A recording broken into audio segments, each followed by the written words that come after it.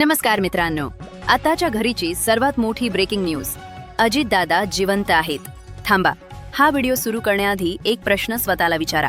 जर उपमुख्यमंत्री अजित पवार खरंच गेले असतील तर त्यांच्या मृत्यूभोवती इतकं गूढ का आहे? का दररोज नवे प्रश्न उभे राहत आहेत? आणि का संपूर्ण महाराष्ट्रात एकच चर्चा सुरू आहे, अजितदादा जिवंत आहेत, अजितदादा जिवंत आहेत. कोणी काहीही सांगत असेल, पण आपले दादा जिवंत आहेत. दादांना काहीच झालं नाही, दादा येणार आहेत, आपले दादा जिवंत आहेत. 28 जानेवारी रोजी बारामतीजवळ झालेल्या विमान अपघाताने महाराष्ट्र हादरला. अजित पवार आणि त्यांच्या सोबतच्या 4 जणांचा मृत्यू झाल्याची अधिकृत घोषणा झाली. पण ही घोषणा होताच काही तासातच संशयाची मालिका सुरू झाली. अपघातात किती लोक होते? 6 की 5?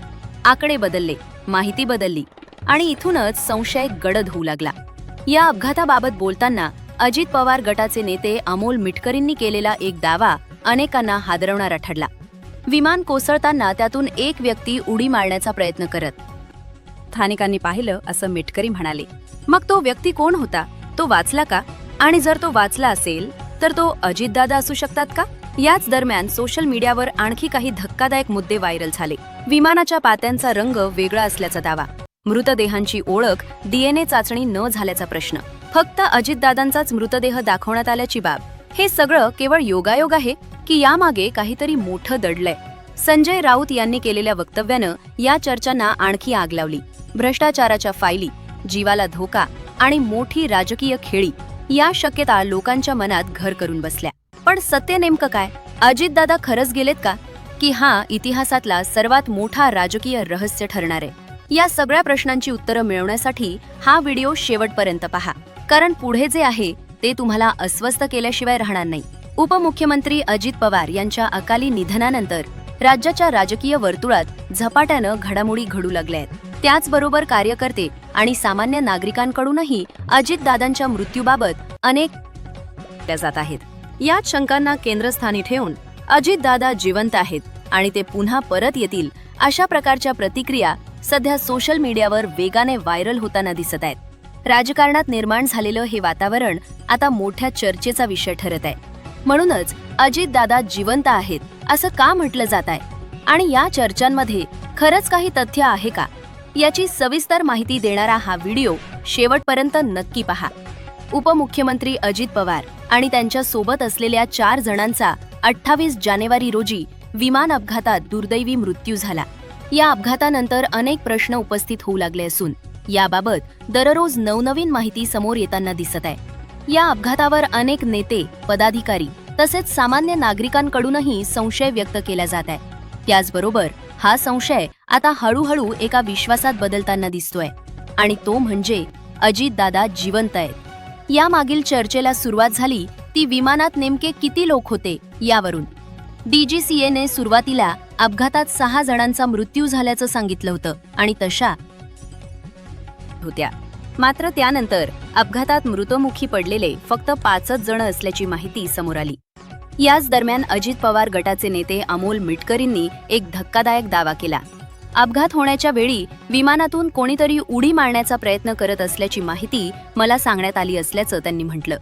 अमोल मिटकरींनी अकोल्यातील एका सभेत बोलताना घटनेच्या दिवसाचा संपूर्ण घटनाक्रम मांडला. ते म्हणाले की घटनेच्या दिवशी सायंकाळी 5 वाजण्याच्या सुमारास मी स्वतः घटनास्थळी पोहोचलो होतो. तिथे उपस्थित असलेल्या स्थानिक सरपंचांनी मला हादरवून टाकणारी माहिती दिली. विमान कोसळत असताना त्यातून एक व्यक्ती बाहेर उडी मारण्याचा प्रयत्न करत असल्याचं त्यांनी पाहिलं होतं. त्या व्यक्तीला वाचवण्यासाठी गावकरी धावले, मात्र जवळ पोहोचण्याआधीच विमानाचा भीषण स्फोट झाला, असं मिटकरींनी सांगितलं. याचबरोबर अजित पवार यांच्या मृत्यूबाबत अमोल मिटकरी पहिल्या दिवसापासून संशय व्यक्त करत आहेत. मात्र हा संशय अजितदादा जिवंत आहेत असा नसून अजितदादांचा घातपात झाला. मिटकरींच्या या संशयावरून अनेक जण अजितदादा जिवंत असल्याच्या चर्चा करत आहेत. अजितदादा जिवंत असल्याचं बोललं जाण्यामागचं आणखी एक कारण म्हणजे अपघातानंतर विमानातील मृतदेह पूर्णपणे जळाले, मात्र काही कागदपत्र कशी शाबूत राहिली हा प्रश्न. यावर स्पष्टीकरण देताना एअर फोर्सचे माजी अधिकारी अजय परांजपे यांनी महत्त्वाची माहिती दिली. ते म्हणाले की अपघातावेळी विमान क्रॅश झाल्यामुळे त्याचे तुकडे झाले. अशा परिस्थितीत कोणतीही वस्तू कुठेही फेकली जाऊ शकते. कागद बांधलेले नसल्यामुळे ते बाहेर उडाले असण्याची शक्यता नाकारता येत नाही. याशिवाय अजितदादा जिवंत असल्याच्या चर्चेमागे आणखी एक मुद्दा पुढे येतोय, तो म्हणजे विमानाच्या पात्यांचा रंग. सोशल मीडियावर असा दावा केला जात आहे की अजितदादा विमानात बसण्यापूर्वी त्या विमानाच्या पात्यांचा रंग हिरवा होता. मात्र अपघातग्रस्त विमानाच्या पात्यांचा रंग लाल दिसतो. त्यामुळे अजितदादांचा मृत्यू झाला नसून त्यांना शरद पवारांनी परदेशात पाठवल्याची चर्चा रंगू लागलीय. आता असं का केलं जाऊ शकतं, यामागचं कारण म्हणून ठाकरे गटाचे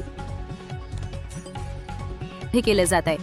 संजय राऊत यांच्या म्हणण्यानुसार अजितदादांकडे भाजपच्या भ्रष्टाचारासंदर्भातील एक फाईल होती. या फाईलबाबत अजित पवारांनी अपघाताच्या सुमारे 15 दिवस आधी माहिती दिली होती. त्यामुळे अजितदादांच्या जीवाला धोका होता आणि तो धोका टाळण्यासाठी शरद पवारांनी एखादी राजकीय खेळी केली असावी, अशी शंका संजय राऊत यांनी उपस्थित केली.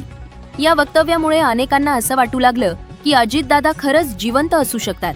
मात्र यावर विचार करण्यासाठी बाब म्हणजे अजितदादा मुंबईहून सकाळी सुमारे 8:10 सुमारास बारामतीच्या सभेसाठी निघाले होते. पण सोशल मीडियावर जो व्हिडिओ व्हायरल होत आहे त्यामध्ये विमानाच्या आजूबाजूला अंधार दिसतो. एकूणच पाहता अजितदादा शेवटच्या क्षणी विमानात बसतानाचा कोणताही स्पष्ट व्हिडिओ समोर आलेला नाही, अशी माहिती पोलिसांनी दिलीये.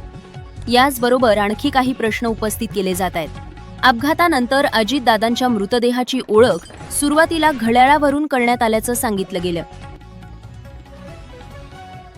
माध्यमांमध्ये आलेल्या बातम्यांनुसार अजितदादांच्या मृतदेहाची ओळख घड्याळावरून नाही तर अंगावरील कपड्याच्या तुकड्यावरून आणि पोस्टमॉर्टम अहवालाच्या आधारे करण्यात आली होती. यामुळे आणखी प्रश्न उपस्थित होत आहेत. मृतदेहाची DNA चाचणी का करण्यात आली नाही? विमान अपघातानंतर फक्त अजितदादांचाच मृतदेह का दाखवण्यात आला? उर्वरित 4 जणांचे मृतदेह का दाखवले गेले नाहीत? तसेच माध्यमांमध्ये आणि सोशल मीडियावर व्हायरल झालेल्या अजितदादांच्या मृतदेहाचा आकार जास्त फुगलेला का दिसत होता? असे प्रश्न विचारून अजितदादा जिवंत असल्याच्या चर्चा केल्या जात आहेत. मात्र या सर्व तर्कवितर्कांवर बोलताना ज्येष्ठ कायदेतज्ञ उज्ज्वल निकम यांनी स्पष्ट भूमिका मांडलीय. ते म्हणतात की विमानात मोठ्या प्रमाणावर इंधन असल्यामुळे आग लागल्यानंतर मृतदेह पूर्णपणे जळून खाक झाले होते. जर कोणी यामागे कट असल्याचा दावा करत असेल तर तो कायद्यानुसार सिद्ध करण्यासाठी ठोस पुरावे आवश्यक असतात. केवळ संशयाच्या आधारावर एखाद्याच्या निधनासारख्या गंभीर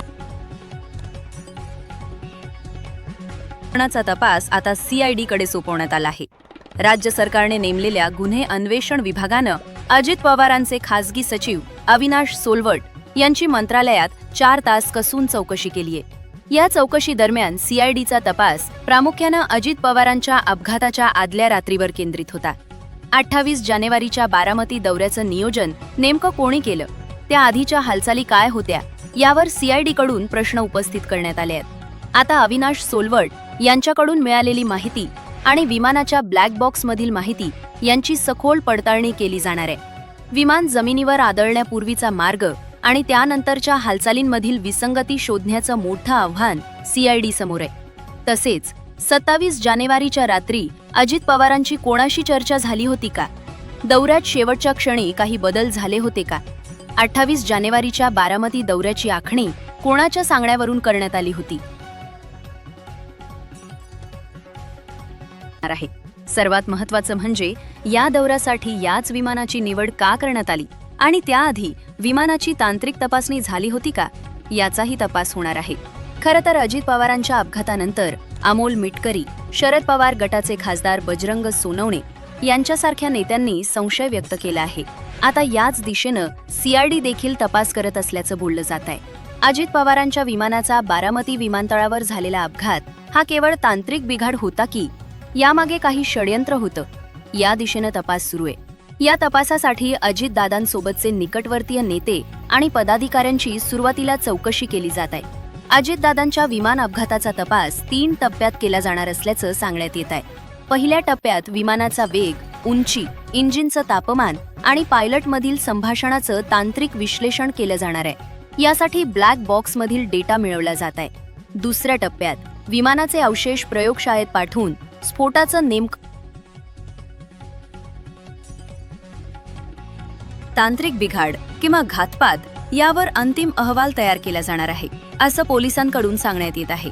एकूणच पाहता उपमुख्यमंत्री अजित पवार जिवंत आहेत, या चर्चा तेव्हाच थांबतील जेव्हा ब्लॅक बॉक्सची अधिकृत माहिती समोर येईल. सध्या तरी अजितदादा जिवंत असल्याचा कोणताही ठोस किंवा अधिकृत पुरावा समोर आलेला नाही. फक्त शंका आणि लोकांच्या मनात असलेली अजितदादांबद्दलची आपुलकी. यामुळेच दादा जिवंत आहेत आणि ते परत येतील अशा चर्चा सुरू आहेत. आता अजितदादांचा मृत्यू खरंच अपघाती आहे की यामागे काही घातपात आहे, हे तपासा नंतरच स्पष्ट होईल. तोपर्यंत या चर्चा अशाच सुरू राहतील का? हा देखील एक मोठा प्रश्न आहे. या सगळ्या चर्चांबद्दल तुमचं मत काय आहे ते आम्हाला कमेंट्समध्ये नक्की सांगा. अशाच प्रकारचे नवनवीन व्हिडिओ पाहण्यासाठी आपल्या चॅनलला सबस्क्राईब करा व बेल आयकॉन प्रेस करा, जेणेकरून नवनवीन व्हिडिओ तुमच्यापर्यंत लवकरात लवकर पोहोचतील. व आमचा हेतू यातील सोशल मीडियावर चर्चावरील आधारित आहे.